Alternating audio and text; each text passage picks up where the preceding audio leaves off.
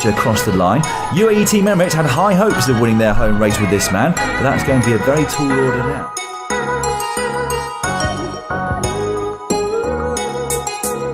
And he's rolled over the right at the back of it. Adam Yates immediately responds to the attack from Tadej Pogacar. Godu tries to respond.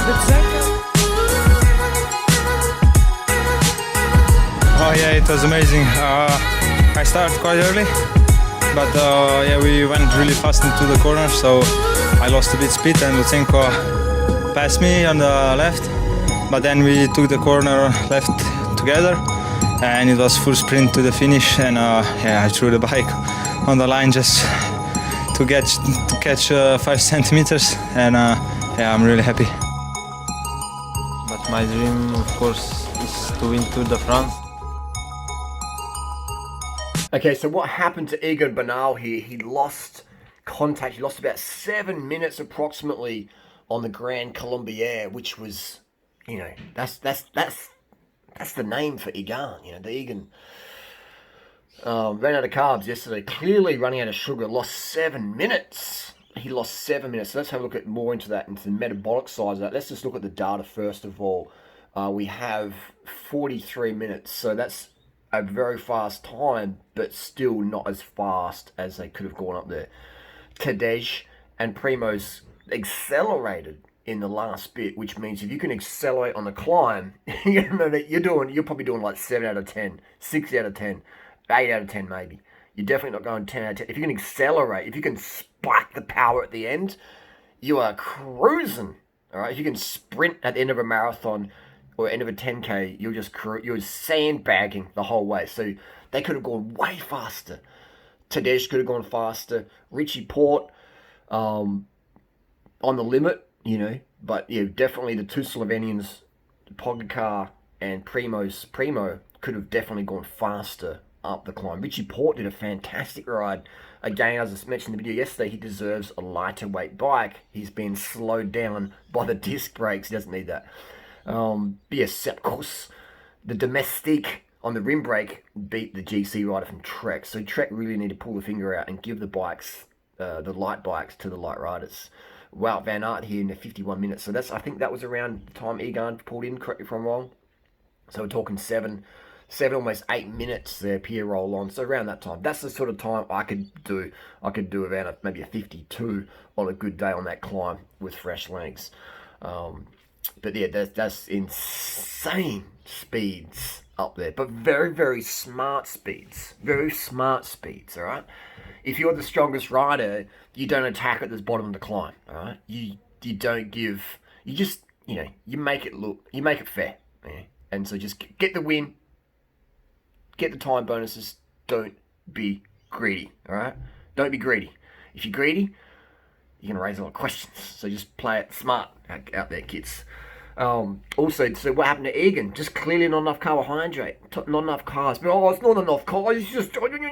He's got no. It's not enough carbohydrate. He looked dehydrated as well from the stage the day before. I remember seeing after the stage and thinking, ooh, he looks really dehydrated. He looks very heat stressed. It didn't look good. So I'm not sure what the policy is of the team, but if that was my rider, he would have been getting a glucose IV stat, you know, straight away. But if they're not, I'm not sure if they're allowed to do glucose IVs. They're probably not. Blah blah blah.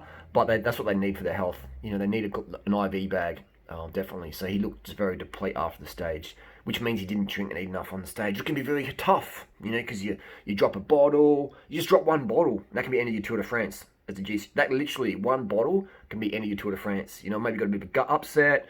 You know, maybe you took a bit of paracetamol or whatever, and it made your gut a bit fizzy, and you can't eat as much, and then you bonk. You know, so clearly he just ran out of carbs. You could tell why, because his face, like he wasn't even really suffering, but the legs weren't working. That's lack of carbohydrate. That's lack of carbs. Simple as that. His blood's there. You know, his training's there. His weight's there. He's almost maybe too light. You know, sometimes when you're too light, you don't really store enough glycogen because your testosterone can be a bit low. So, you know, there's that board. It's a very, very fine line. It's a very, very fine line. That's why it's a science. It's a science.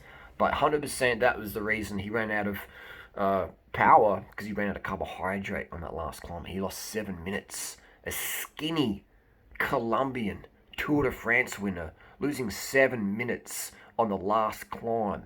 That, my friends, is the power of sugar, or in this case, not enough sugar. So it would be great to know how many grams of carbs Egan was eating every single day. How many grams of sugars, per day. His white rice, his sugar, his gels, fruit, juice, Coca-Cola, whatever source he's getting his carbohydrate from. Ideally, all 5 of those. If you're going to use caffeine, don't use too much because you can't sleep properly that night, and that can affect your glycogen storage because your testosterone gets lower. But so yeah, it's a very fine line, and it's just juggling that. And this is a sport literally won by seconds. We see these riders doing insane human performances, and they could go even way faster. This is not the limit of the Tour de France. This is not the limit of human physiology. We could tune these riders. I could tune these riders to go way quicker. All right, but again, you can't do that in today's society because it's like, the fans want like Roman gladiators on bicycles, but they don't want to know the truth of what that takes. Same in the UFC. Like, we want to see, the gladiators, but we don't want to know what really goes on behind the scenes. If we get told the truth, we're like, whoa! Like even Cycling News did an article. Cycling News did an article. Tour de France leader Roglic insists. I mean, like, why even do an article like that? What, like, in the comments. I mean, go to the comments to read social narratives. It's just hilarious. You know what I mean? It is just hilarious. Like, what sort of reporter asks the questions like that? It's like saying to a pigeon, like, did you have any bread today? Do you eat bread? Like, the pigeon's just gonna flap its wings. What do you? Like, come on, guys. But yeah, that's my goal. It's not to shame anyone. It's just to educate the public. It's to educate the individual rider who wants to improve their performances at home, on the bike, in the bed, at work, in the office, anywhere. Carbohydrates for the win. So we saw Egan Bernal losing 7-8 minutes. Just not enough muscle glycogen, and you can't push the watts. His face was pretty calm. I mean, obviously, what's going through his head? He's like the champion. He's the Tour de France champion. The media, like, he's just like everyone eyes on Egan. Everyone's waiting. Imagine the expectation. He's a young guy. Was he 23? He's like, a little bit older than my girlfriend Natasha. So, he's very level-headed. He looks very calm, from what I hear, and from my experience riding with him a while ago in Adelaide. He's just a chill dude. He's just a young kid loving riding his bike, and so he's got all that pressure on him. So imagine that. Imagine bonking on the last climb, Tour de France, losing it. You got all these sponsors, all these corporate people who are just using you as a pawn for their products, and you're not going to win that day, or you're going to lose big time that day. That's a lot of emotions to process, and he had a build up to that. He could tell he said his legs were, he's losing power on the climbs, he's on the block, on the limit, and then finally that last climb, the muscle glycogen was just like, 7 minutes. That's huge. That is huge. That is come as a clear bonk. And if the climb was maybe another 10 or 20 minutes longer, he would have been zigzagging on the road. And you can take in sugars to go at low level, but if you really bonk, then you're going to be losing even more than 7 minutes. So that's what we're talking about. But yeah, imagine those thoughts, processes going through his head. He's got all the sponsors, all the expectation. Browse for the team, the haters, the fans, the Colombians, everything. His national hero, and then muscle glycogen comes along and says, "Not enough today, son." That's But again, he can just that's part of being a pro sports person. Made my money. I'm not going to retire today. It's all good. But again, he just loves riding his bike and getting it done and being a performer. So. Yeah, that's the reality. Not enough carbohydrate. Happened to Tyler Hamilton in the 2002 Giro. Also, Cadell Evans was in the Giro as well, wasn't it? So it just a couple of gels can be the difference between holding the wheel and getting dropped, and you're eating enough dinner that night. Not doing the press conference. Just go and have dinner, and then do press conference after dinner when you're having carbs. It's those little things, managing that. But people don't understand that. People don't understand how fine the line the performances are. They're just like, he's just tired. He's just fatigued. Okay, instead of using the word fatigued, let's look at metabolically what you mean. Oh, it's just I'm tired. What? Not dehydration tired, not enough carbs tired, adrenal tired, cortisol tired, coming off stims tired, overtrained tired. Which tired are you? I'm just tired, Harley. Stop annoying me. And that's the difference between getting your best results in life, natural or enhanced or whatever, and just being whatever's in life. Just trudging through life. Oh, today's a good day or a bad day. I don't know. I like to have a massive participation in my daily reality, and that's why I always get enough carbs, get enough sleep, get enough water so I'm peeing clear every 2 or 3 hours. Life's just easier that way. I love the easy life, so then I can go hard in life. Take care of the easy things, so you can go harder. Have the best results there for you. And if you compare yourself to other people, then you'll be, compared to despair. So Egan, it'd be great to know how many carbs he had. Because even Bjarne Riis. Now this could be untrue. It could be rumor. It could be an allegation. But I'm pretty, put it out there. Bjarne Riis. Someone said that Michael Valgren did a conference with Danish press, and he said that Bjarne Riis has banned sugary drinks and sugary foods on the team bus after stages. Now that could be totally untrue, but it also could be fucking true. So I'll get some more information on that, and I'll send out a few little messages and trying to establish if that is true or not, or if it's just a fake allegation troll, which can happen. But yeah. So that'll be the next video, potentially. We'll do a bit of follow-up on that. Because that could be the thing. Maybe they're just saying, Egan, eat less carbs. You never know. And Egan looks like a nice boy. He looks like a nice boy. He looks like a guy, if you said for him to do it, he would do it, He would do it. So maybe someone said, hey, don't eat carbs, increase your recovery. Who knows what stupid thing someone said to Egan. And he's like, okay, I'll do that. Less carb. But who knows? Who knows? Maybe the Team Sky's got some naturopath, osteopath.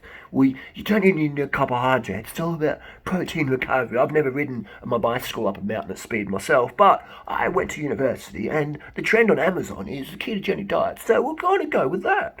You never know what happens, okay? But I do know what happened, and that's not enough carbs, not enough muscle glycogen there. That's all there is to it. That's the deal there. But another proof is the Tour de France. We had Sam Bennett. Sam Bennett didn't, Lantern Rouge showed me this one, but Sam Bennett didn't have a big enough cassette on the back or a small enough front chainring, and was struggling almost to make time cut and to stay in contact just because of a gear ratio mistake. Just a mechanic that didn't do it 10 minutes. It takes 10 minutes to swap out a cassette or a chainring, tune the Di2 derailleur, and go, there you go. That's your bike. You'll be fine today on this hilly stage. You'll keep your cadences over about 90. You'll be good to go. Instead of Zeke Paperboy at 60 cadence and having that anxiety of like, I can't push watts because my cadence is too low. I can only push torque but no watts. All torque, no watts, And then we see Vlana Milutin in the Giro Rosa was with the Strade Bianchi gravel stage, and she crashed her bike going uphill because the cadence was so low, because the mechanic didn't spend 10 minutes swapping out the cassette, put a 34 on the front or a 34 on the back, or ideally both, and spin to win up the gravel climb with perfect traction and perfect fun. And it's enjoyable. Who wants to push, threshold watts in gravel at 40 cadence, like on a hot day? What? And then crash and risk bending your derailleur hanger, and then putting your derailleur in the spokes, and then bending your rotors on your disc brake bike. They're going to go ting, ting, ting and overheat and maybe crash on the next descent, like Julian Alaphilippe. Like what? But let's put disc brakes on World Tour bikes. Let's not spend extra 10 minutes putting a bigger cassette or smaller chainring on the front. Let's not do that. Let's not use common sense and logic, people. And then when they pushed her on the bike, she wasn't even on the bike properly and the guy's pushing her. It was well intended. It wasn't done out of malicious or anything, but he was well intended. But bro, put the tyres down, use two hands, wait till she's on the bike, and then give her the push. And build up to it versus, and she's lucky she didn't fall off the bike again. Again, it's all well intended, but come on, this is pro cycling, and we're still making these mistakes. I'm just I'm a weekend warrior over here going, look what you can improve on. The solutions are so simple. People are like, oh, it can't be that simple. Yeah, people are so simple that they can't even see that simple solutions are the truth. And in this, they want to make it complex. That's the ego. Well, I'm very important. It can't be just because my gears weren't, spinning enough. Like the cadence was wrong because the ratios were wrong. No, I'm very important, Ali. My ego says, no.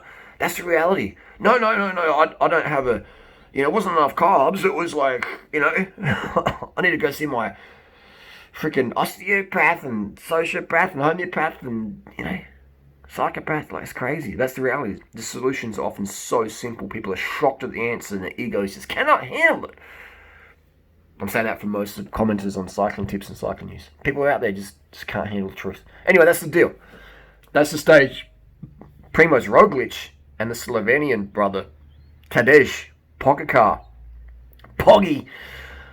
Crunch. They're not even on their limits. They're not even on their limits. Not even close to their limit.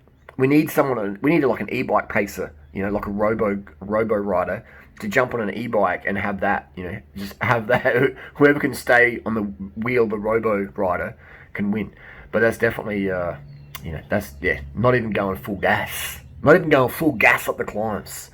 That's how fast these guys are at the moment. That is insane. If you get dropped on the climb, only two people didn't get dropped yesterday, and that's the two Slovenians, because the two Slovenians weren't even going full gas. Well, they picked it up at the end and they dropped Port and they dropped the other riders. And if that climb was longer, another 10 minutes, they'd probably put a minute, 2 minutes into them.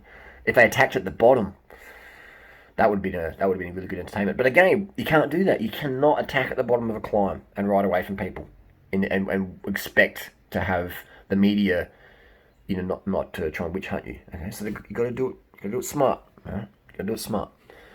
The society cannot handle the truth, so give them what they want to see, because otherwise they're going to want to kill you.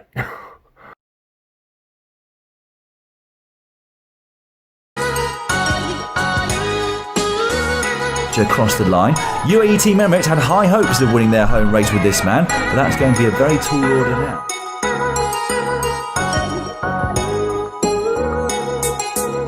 And he's rolled over the right of the back of it. Adam Yates immediately responds to the attack from Tadej Pogacar. Godu tries to respond.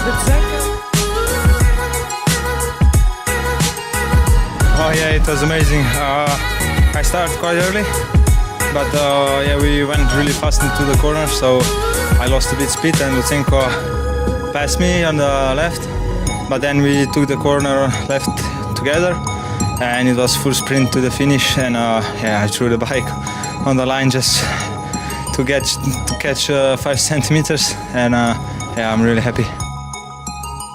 But my dream, of course, is to win Tour de France.